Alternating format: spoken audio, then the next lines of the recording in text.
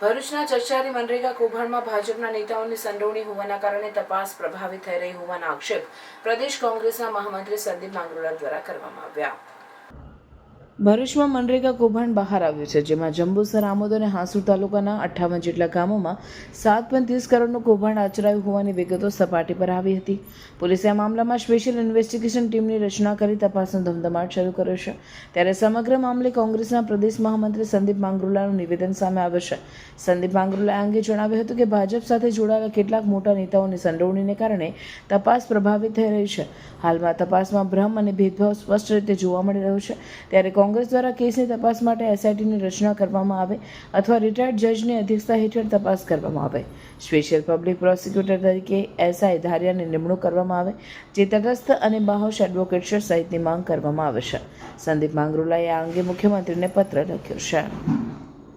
સીટની ન્યાયિક તપાસ માટે રિટાયર્ડ જજ મારફત તપાસ હાથ ધરવા માટે કમિટી બનાવવામાં આવે, તેમજ આ સમગ્ર કૌભાંડની અંદર ભાજપના મોટા માથાઓ સંડોવાયેલા છે, તેઓને બચાવવા માટે તંત્ર પણ નાના નાના કર્મચારીઓ અને સરપંચો સુધી આ તપાસને સીમિત રાખી અને તેઓની સામે કાર્યવાહી હાથ ધરીને આ મોટા માથાઓને બચાવવાનું કામ કરી રહેલી છે।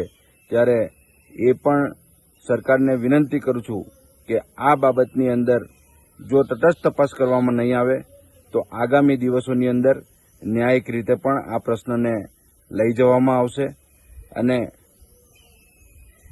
કૌભાંડના મૂળ સુધી પહોંચીને આ જે મનરેગા જે યોજના છે એ મનરેગા યોજના ગરીબો માટેની યોજના છે। ગરીબોના રૂપિયા જે ભારતીય જનતા પાર્ટીના ગાંધીનગર કમલમ સુધી પહોંચે છે, ત્યારે એની સામે કાર્યવાહી થવી ખૂબ જ જરૂરી છે।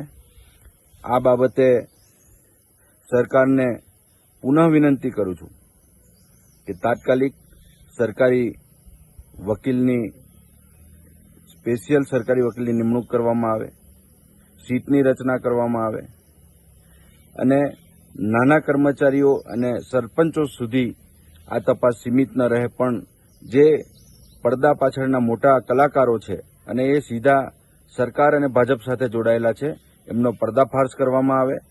સરકાર આ બાબતે કેટલી ચિંતિત છે એ આપણને બચુ ખાબડના પ્રકરણ ઉપરથી જોવા મળે છે કે બચુ ખાબડ આજે પણ સરકારની અંદર ચાલુ છે અને એટલા જ માટે અમે કહીએ છીએ કે ભારતીય જનતા પાર્ટી એ ભ્રષ્ટાચાર મુક્ત નહીં પણ ભ્રષ્ટાચારને પ્રોત્સાહન આપવાવાળી પાર્ટી છે અને એના જ કારણે ભ્રષ્ટાચારમાં ખતબદેલા મંત્રીઓ પણ આજે સરકારની અંદર ચાલુ છે।